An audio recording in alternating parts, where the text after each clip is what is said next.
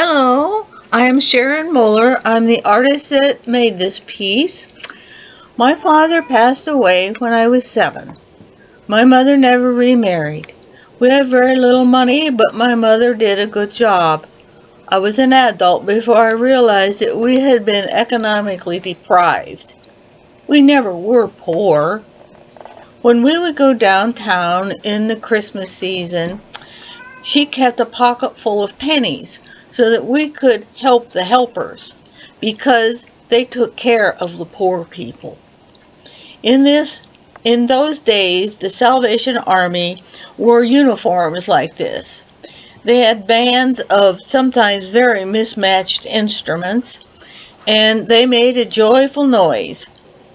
This is what I remember of what they and we looked like in those days.